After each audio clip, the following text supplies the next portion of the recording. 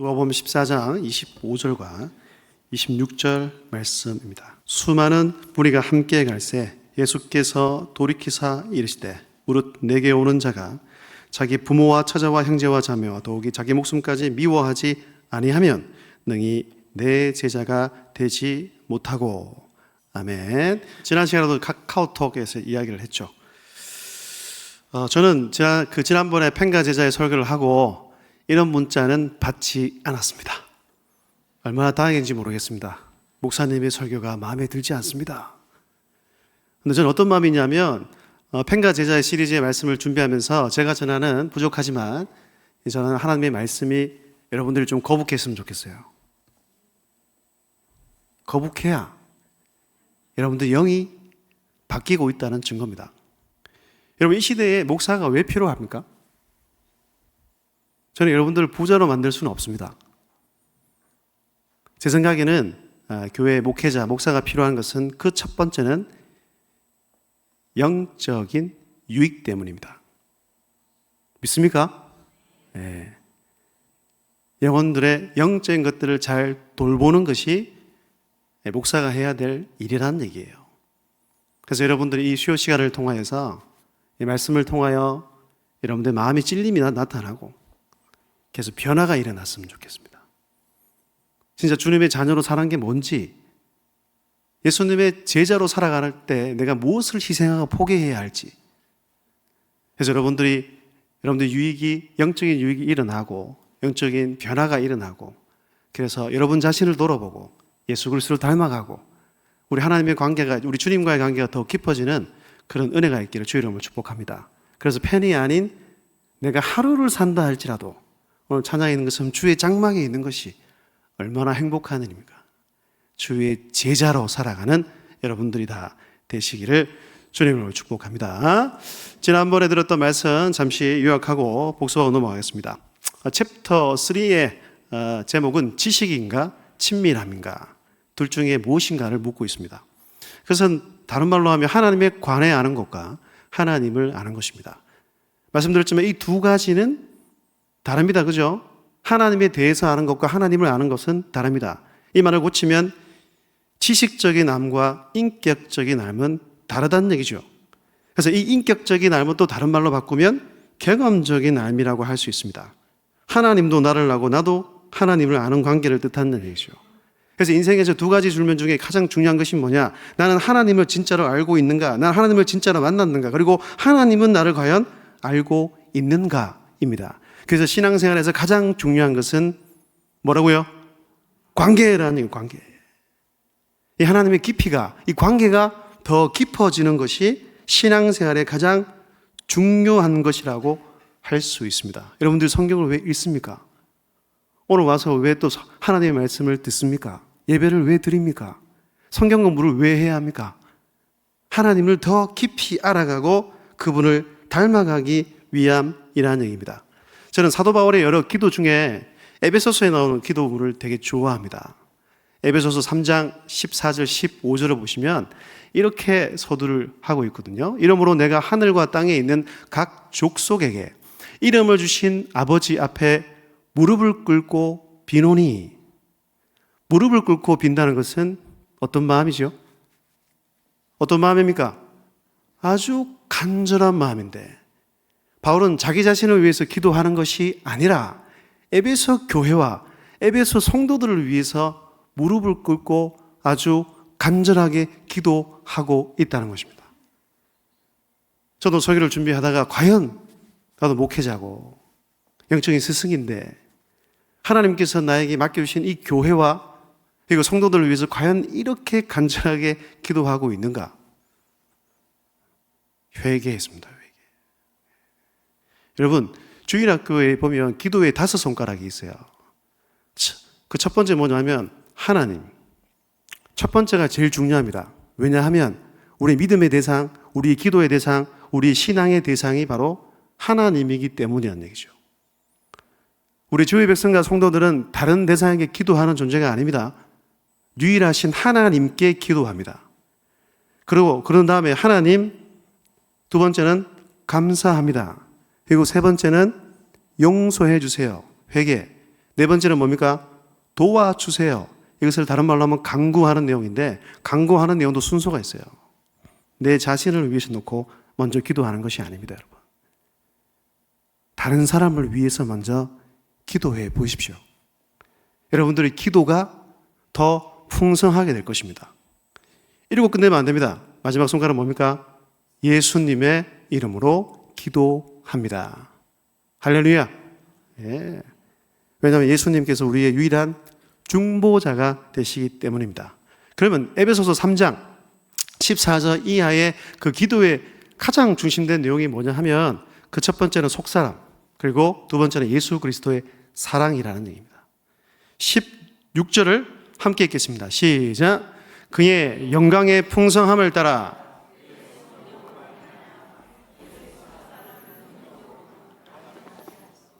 아멘. 사도 바울은 에베소 성도들이 어떻게 되기를 원합니까? 부자가 되기를 원합니까?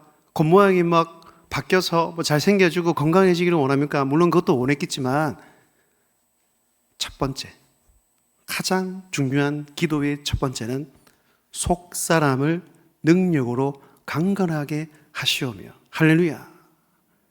그들의 속사람이 강건해지기를 원했다는 겁니다. 다른 말로 하면 그들의 내면이 하나님의 성령의 은혜로 풍성해지기를 원했다는 것입니다. 그런데 여러분, 이 하나님의 은혜로 그 사람이, 속사람이 강건해지기 위해서는 이 그리스도의 사랑을 더 깊이 아는 것이 중요하다는 얘기예요. 그래서 17절과 18절은 이렇게 말씀하고 있습니다. 함께요. 시작. 능히 모든 성도와 함께 지식에 넘치는 그리스도의 사랑을 알고 그 너비와 길이와 높이와 깊이가 어떠함을 깨달아 하나님의 모든 충만하신 것으로 너희에게 충만하게 하시기를 구하노라. 아멘. 그리스도의 그 사랑이 너비와 길이와 높이가 깊이가 어떠함을 깨달아. 그것을 깨닫고 깨달을수록 여러분의 속사람이 더욱더 변화되게 될 것입니다. 여러분의 그 내면이 더욱더 강건해지고 풍성해지는 역사가 있게 될 것입니다. 그래서 시편의 말씀처럼 함께요. 시작. 너희는 여호와의 선하심을 맛보아 알지어다. 그에게 피하는 자는 복이 있도다. 아멘. 맛보아 알아가시기를 바랍니다. 말씀드렸잖아. 맛보아 안다는 것 추상적인 단어가 아닙니다. 경험적이고 아주 실제적으로 아는 것입니다. 여러분, 제가 김해에 많은 식당을 모르지만 그래도 김치찌개와 두루치기를 잘하는 집은 제가 압니다. 토박이라고.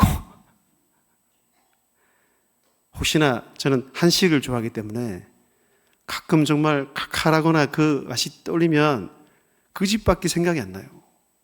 근데 그 집의 두루치기는 뭔가 좀 달라요, 맛이. 왜냐하면 제가 먹어봤기 때문이잖아요. 이건 추상적인 게 아니거든요. 먹어봐도 많이 먹어봤어요. 예? 제가 그 가게하고 연관이 있는 것도 아니에요. 그런데 여러분에게 부끄러움 없이 자신감 있게 두루치기 좋아하고 김치찌개 좋아하시면 봉황동 공원 쪽에 있는 토박이 식당에 가보라고 추천해 드릴 수 있습니다. 그것은 제가 맛보아 알기 때문입니다. 영적인 세계도 마찬가지라는 얘기입니다. 맛보아 알아갈 수 있습니다. 깊이를 경험해 갈 수 있습니다. 그러므로 여러분들이 기쁨과 감사가 넘치고 풍성과 풍요함이 더욱더 넘쳐날 수 있기를 주의 이름으로 축복합니다. 여러분, 인기를 먹고 사는 사람은 누구입니까? 연예인이죠, 그죠? 요즘은 연예인이 누가 있느냐? 모르겠어요. 저는 BTS 7명인지만 알고 이름은 아무도 모릅니다. BTS가 그린 캐릭터 모릅니다. 그래도 그나마 스포츠에 좀 관심이 있기 때문에 몇 명의 선수들은 알고 있죠. 연예인들의 인기가 왜 중요할까요? 연예인들의 인기가 곧 돈이고 명예이고 성공이지 않습니까? 예수님 당시 우리 주님께서도 한 인기를 하셨습니다. 물론 그분께서 인물이 잘생기거나 그럴듯해 보여서 인기가 있었던 것은 아닙니다. 수많은 기적을 베푸시고 또 그 당시 위선적인 종교 지도자들과 달랐기 때문에 수많은 사람들이 어디를 가든지 예수님을 따라다녔다는 얘기죠. 그런데 사복음서를 잘 읽어보시면 어느 기점으로 인해서 수많은 사람들이 한꺼번에 자기 길을 걸어가고 돌아가는 시점이 옵니다. 그것이 언제냐? 우리 예수님께서 제자도에 대해서 말씀하기 시작했을 때부터입니다. 누가 보면 처음에는 9장을 보시면 그 십자가의 부활을 처음으로 언급하시면서 제자도에서 이야기를 하시거든요. 오늘도 그 다음으로 오늘 본문 말씀인 14장에 예수님의 제자도에 대해서 한 번 더 언급을 하고 계십니다. 오늘 본문 말씀 함께 읽어보겠습니다. 시작. 수많은 무리가 함께 갈새 물은 내게 오는 자가 자기 부모와 처자와 형제와 자매와 더욱이 자기 목숨까지 미워하지 아니하면 능히 내 제자가 되지 못하고. 어김없이 팬과 제자 중에 우리 예수님께서는 선택하라고 말씀하고 있습니다. 여러분 성경을 보시면 그분의 관심사는 무리 또는 숫자가 아니었어요. 그들과 어떤 관계를 맺느냐가 우리 예수님께서 첫 번째로 중요한 게 생각하는 척도였다는 얘기예요. 그래서 그 책에 보면 되게 좋은 문구가 있습니다. 그분의 관심사는 무리의 숫자가 아니라 헌신의 깊이다. 아마 지금 우리 주님께서 목회를 하셨다면 개척교회를 하지 않으실까 그런 생각이 듭니다. 책에 이렇게 적혀 있습니다. 수많은 무리가 함께 갈새 예수께서 돌아보며 이르시되 정말 많이도 모였군. 다들 친구를 한 명 이상 전도해서 오늘 밤 축제로 데려왔으면 좋겠다. 오늘 밤 쟁쟁한 초대 가수가 올 것이다. 떡과 물고기도 충분히 준비했다. 물을 포도주로 바꾸는 쇼도 진행할 계획이다. 누구든 친구를 가장 많이 데려온 사람은 무료 입장을 주겠다. 이 언덕을 가득 채우자. 아니에요. 우리 예수님의 관심사는 숫자에 있지 않았다는 얘기입니다. 그들과 진짜 관계를 맺기를 원했다는 얘기이시오.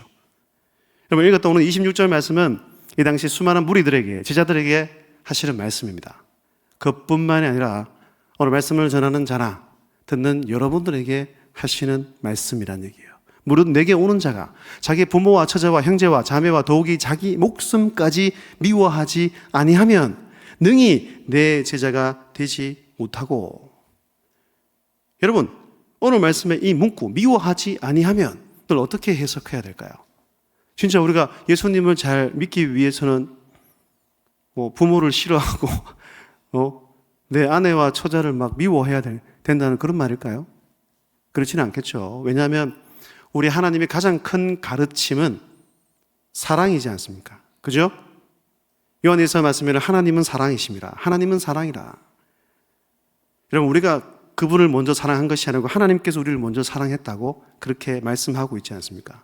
그리고 십계명을 통하여서 하나님의 사랑과 이웃 사랑이 얼마나 큰지 그 율법의 계명이 이 성경에 담긴 전부라고 강조해서 말씀하셨기 때문에 미워하라는 그 말은 하나님의 큰 가르침과도 상충되는 말씀이라는 얘기입니다. 그러면 이 말을 어떻게 해석해야 될까? 책에 보면 이렇게 적혀 있습니다. NLT라는 영어 다른 버전 성경이 있는데 미워하라를 뜻을 나를 더 사랑하라 라고 해석해야 된다는 겁니다. 그래서 그런 나머지 상대적으로 우리 예수님을 너무 사랑해서 나머지 상대적으로 다른 대상을 미워하는 것처럼 보일 정도로 누구를요? 우리 예수님을 사랑해라는 것입니다. 근데 이 얘기를 탁 듣는 순간 그 다음은 제가 못 넘어가겠어요. 일단 저한테 물어봤습니다. 이 목사, 너는 예수님을 이만큼 사랑하고 있느냐? 하는 거예요. 네 부모, 네 처자, 네 형제, 자매, 더욱이 누구나 소중하게 여기는 네 목숨보다도 우리 예수님을 더 사랑하고 있습니까? 사랑하는 믿음의 동지 여러분, 여러분은 어떻습니까? 이 세상에 있는 돈, 문화, 성공, 그 외에 부모, 처자식, 내 자녀 얼마나 예쁩니까? 그죠? 요즘 막내가 너무 예쁘거든요, 진짜. 너무 피곤한데, 근데 너무 예쁜 게 이게 어떻게 설명이 될지 모르겠는데, 그래서 아기를 또 놓는구나, 라는 생각을 하게는 됩니다. 근데 그 자녀보다 예수님을 더 사랑하고 있느냐라고 오늘 우리에게 묻고 있다는 것입니다. 책에 보면 이런 내용이 있습니다. 함께요. 시작. 우리 안에서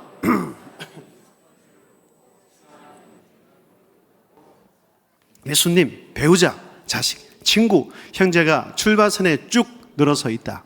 이 경주에서 예수님이 1등으로 도노면 끝일까? 그렇지 않다. 이어서요. 예수님이 원하시는 것은 우리 인생의 첫 번째 자리를 위한 경주의 트럭에서 그분 홀로 달리시는 것이다. 내 인생의 첫 번째 자리에 앉고 싶구나가 아니다. 예수님은 두 번째 자리는 아예 만들지도 말아야 한다라고 말씀하신다. 이 뜻이라고요. 그걸 단어로 바꾸면, 영어로 고급스럽게 말하면 둘 중에 one of them이냐 아니면 only one이냐. 굳이 한국말로 바꾸면 이 책에는 여러 애인 중에 한 명이냐 아니면 단 하나뿐인 애인이냐. 이 둘 중에 예수님께서 무엇을 원하실까요? one of them입니까? only one입니까? only one이죠. 왜냐하면 예수님께서 원하시는 관계는 단 하나뿐인 애인입니다. 왜냐하면 주님께서 나에게 그렇게 하기를 원하시기 때문이라는 얘기입니다. 여러분, 십계명의 제1계명이 무엇입니까? 너는 나 외에는 다른 신들을 내게 두지 말라라는 거예요. 그걸 쉬운 말로 바꾸면 넌 나만 바라봐. 넌 나만 사랑해야 돼. 넌 나만 섬겨야 돼. 다른 것 바라봐서는 안 돼. 라고 얘기하고 있는 거예요. 언약을 맺은 그 백성, 우리를 향한 하나님의 사랑은 그 관계적인 측면에서는 독점적이고 배타적이에요. 여러분, 잘 기억하셔야 됩니다. 관계에 있어서는 어느 누구와도 섞이고 싶어 하지 않으세요. 독점하고 싶어 하세요. 다른 말로 우리의 전부를 원하신다는 것입니다. 제가 피자 얘기를 했잖아요. 그죠? 8조각이 있습니다. 여러분들, 우리 주님께, 하나님께 몇 조각을 드릴 수 있습니까?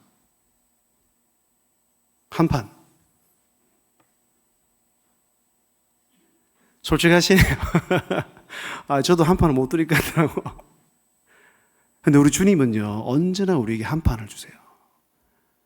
아니죠? 한 판 플러스 뭐? 한 판, 원 플러스 원.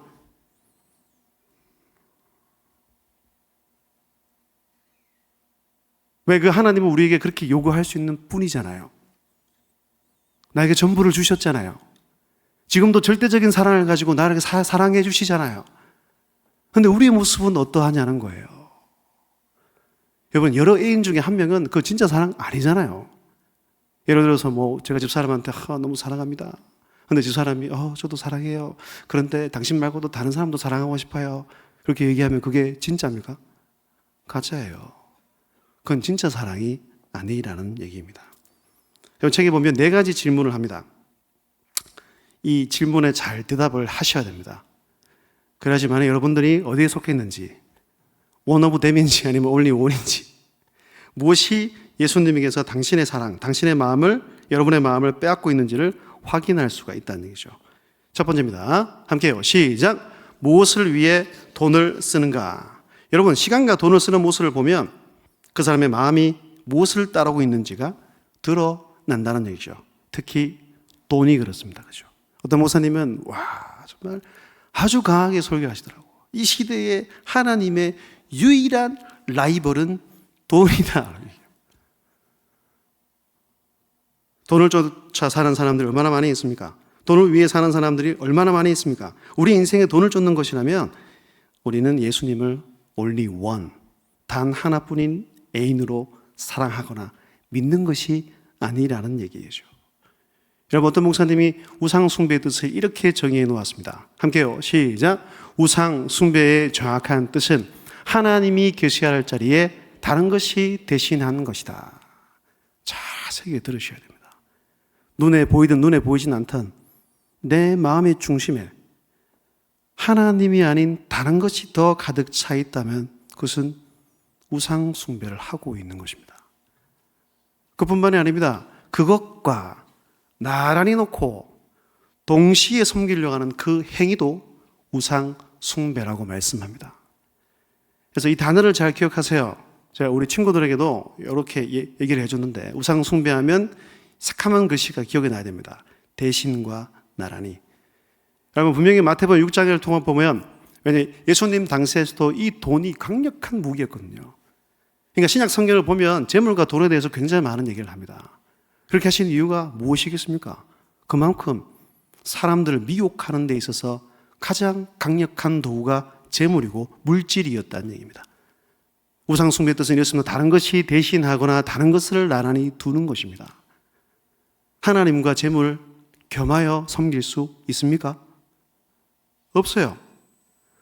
하나님과 내 성공 동시에 다 잡을 수 있습니까? 아니요. 성경은 없다고 말합니다. 성경은 끊임없이 계속해서 말하는 게 뭐냐면 회색 지대가 없대요. 이것 아니면 이거라고 말하고 있습니다. 여러분들의 마음이, 여러분들의 선택이 이거면 하나님을 제대로 믿고 따라가는 것이 아니라는 얘기입니다. 그렇다는 것은 여러분들의 재정적 삶 속에서도 하나님을 가장 중시한 태도가 배어 나오기를 우리 주님께서는 원하신다는 얘기입니다. 전 제 가족 얘기를 이렇게 길게는 잘 안 하는데 제가 첫째 얘기를 좀 할게요. 우리 교회에서 예담교회를 개척하고 헌금을 했잖아요. 그죠? 뭐 저도 집사람하고 상의를 하고 액수를 정하고 했는데 우리 세준이도 헌금을 했습니다. 제 아내가 시켰어. 그런데요, 그렇게 하라고 말도 안 했는데 세준이가 자기 통장에 있는 돈을 다 드리겠대요. 저는 첫 번째 놀라는 게 뭐냐면 우리 애들한테도 통장이 있구나. 우리 집사람이 한 말이 거짓말이 아니었구나. 자기 호주머니에 들어간 게 아니고, 그래도 뭐 추석에 명절날 이렇게 받으면 11조 내고 헌금하고 나서 통장에 넣어뒀다는 얘기죠. 근데 여러분, 그 액수가 얼마인지 아십니까? 90만이 넘어요. 물론 지금 4학년이라서 이 90만의 개념을 잘 모를 수는 있지만 만 원짜리로 자기가 뭘 살 수 있는 걸 알잖아요. 야, 저는 너무 감사하더라고요. 어떻게 보면 자기 전부를 드린 거잖아요. 여러분, 하나님께서 얼마나 기뻐하시겠습니까? 여러분, 청년들 잘 들으세요. 물질 잘 관리하셔야 돼요. 잘 쓰셔야 돼요. 의미 있게 사용해야 돼요. 흥청망청 쓰면 안 됩니다. 그냥 나 가꾸는데 내 먹고 마시는 데만 써서는 안 됩니다. 하나님이 기뻐하시는 방법이 아니라는 얘기예요. 그런데 이 재정 문제까지도 하나님께서는 올바르게 사용하기를 원하신다. 그것을 보고 예수님을 진짜 더 사랑하는지를 확인하신다는 것, 잘 기억하시기를 바랍니다. 그리고 두 번째요. 함께요. 시작. 힘들 때는 어디에서? 여러분, 이런 말이 있죠. 고난과 위기 때 그 사람의 진짜 믿음을 확인할 수 있다. 여실하게 드러납니다. 여러분, 여러분들 힘들 때 제일 먼저 누구를 찾습니까? 어디로 달려옵니까? 어디로요? 교회를 찾는 이유는 무엇입니까? 하나님한테 달려온다는 얘기죠. 얼마 전에 그 성교원에서 가족 사진을 보내라고 해서 가족 사진이 없어요. 이제 찍자 말만 계속 하는데 한 명 늘어나면 그 애들을 딛고 어디 가기가 너무 힘들어요. 그 사람이 이렇게 찍어서 보내줬는데 저는 제가 다한이가 나를 닮았구나. 요즘에 많이 느끼고 있습니다. 이 첫째 딸이 얼굴도 나를 많이 닮아가는 것 같구나. 성격은 집사람을 닮았으면 좋겠는데 하여튼 어쨌든 막내가 이제 다음 달이면 돌입니다. 돌 벌써. 와, 얼마나 감사한지 모릅니다. 근데 여러분 잘 생각해 보세요. 우리 고은이가 막 잘 놀다가 갑자기 자기 나름대로 위기사항이 발생했어요. 그럼 누구에게 기어갈까요? 저한테요? 저한테 오긴 옵니다. 근데 엄마가 없어요, 옵니다. 집사람이 목요일 날 성경 공부한다고 나가요. 애를 다 맡기고. 그런데 이제 첫째, 둘째, 셋째 또 같이 교회를 가요. 그럼 넷째를 제가 한 2시간 정도 봐야 된다는 얘기인데, 와, 지난주에 이제 1시간 동안 계속 울더라고요. 나도 울고 싶더라고, 진짜. 와, 정말 너무 힘든데 어떡하지 이거. 아니, 앉혀놓고 책도 읽기도 하고 뭐 노래도 불러보고 안 돼요. 그때는 엄마 보고 싶은 거예요. 엄마 보고 싶은 거예요. 애가 왜 그렇게 합니까? 엄마를 가장 사랑하기 때문이잖아요. 잘 생각하셔야. 제가 비유적으로 설명한 거예요. 쉽게. 여러분 힘들 때 누굴 찾습니까? 혼자 그 자리에 앉아서 아버지 나옵니까 진짜? 여러분 제가 성경만 하고 있는데 기초반 정말 네 분들 너무 귀해요. 밥을 꼭 먹재요 저랑. 그래서 지난주 화요일날 저는 어디 저녁에 나가는 거 부담스러워 하거든요. 집사람 눈치도 보이고. 하여튼 어쨌든 근데 지난주에 배웠던 그 과에 보면 진짜 내 안에 성령이 있는가 없는가를 확인하는 7가지 질문 가운데 첫 번째 뭔지 아십니까? 예수님을 나의 구주로 고백하는가? 두 번째는 그 하나님을 나의 아버지로 믿고 있는가? 고백할 수 있는가예요. 그 첫 번째, 두 번째 질문이 제일 중요합니다. 여러분 하나님을 아버지를 믿고 있습니까? 고백하고 있습니까? 아버지는 말이 놓습니까? 안 놓으면 확인해 보셔야 됩니다. 정말. 예수님 안 믿는 걸 수도 있어요. 그리고 세 번째, 함께요. 시작. 어느 때 가장 화가 나거나 짜증이 나는가? 이 책에 보면 낚시와 아들이라 적었는데 어떤 아버지가 이제 낚시를 하기 위해서 아들을 데려갔습니다. 그런데 해가 날이 저물도록 한 마리도 잡지 못했어요. 짜증이 막 나는 거예요. 집에 돌아온 길에도 한 마리도 안 하고 계속 둘대면서 이제 그래 돌아왔죠. 그러면 이 아버지는 아들과 함께 하는 시간보다 물고기를 낚는 것이 더 중요하고 우선순위였다는 얘기입니다. 여러분은 무엇에 지나치게 화가 나고 있습니까? 그것을 통해서도 여러분들이 하나님을 사랑하는지 다른 것에 더 관심이 있는지를 확인할 수 있다는 얘기입니다. 마지막 네 번째, 함께요. 시작. 어느 때에 가장 신이 나는가? 즐겁고. 우리를 실망시키는 대상, 못지않게 우리를 흥분시키는 대상도 예수님의 경쟁 상대가 될 수 있다는 것입니다. 스포츠, 미술, 음악, 일, 외모, 자기 가꾸기 등등 하나님으로부터 우리의 마음을 훔쳐가는 것들이 너무나 많이 있다는 얘기이지요. 여러분들은 무엇의 마음을 빼앗기며 살아가십니까? 마음이 중요해요. 거기서부터 생명의 근원이 나오기 때문입니다.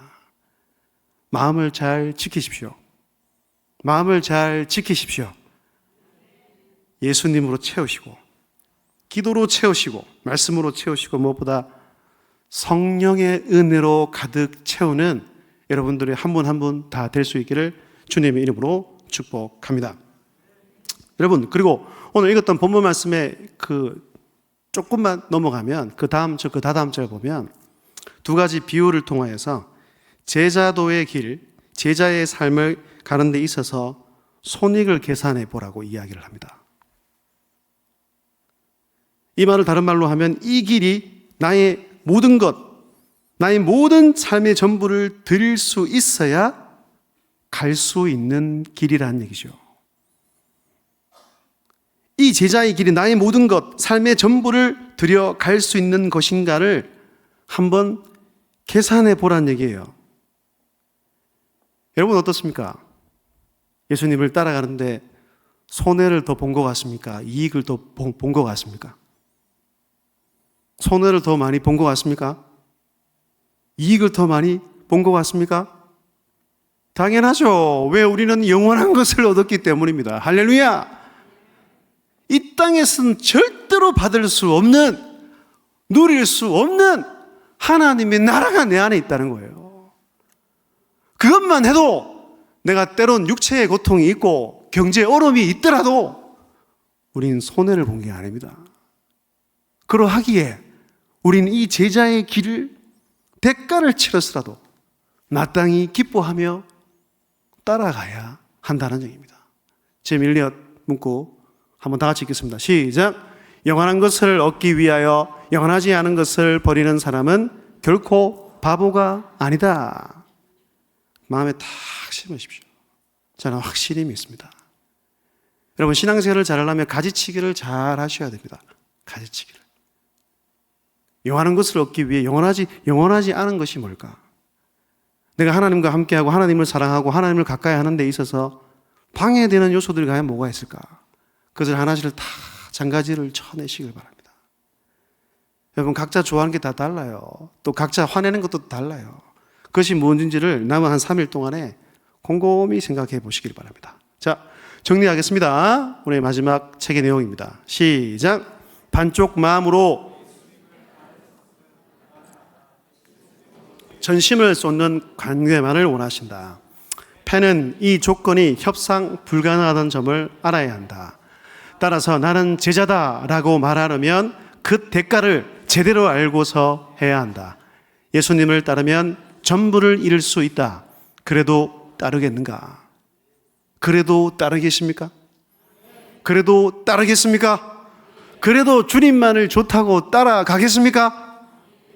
그렇게 하셔야 됩니다. 그런데 잊지 마십시오.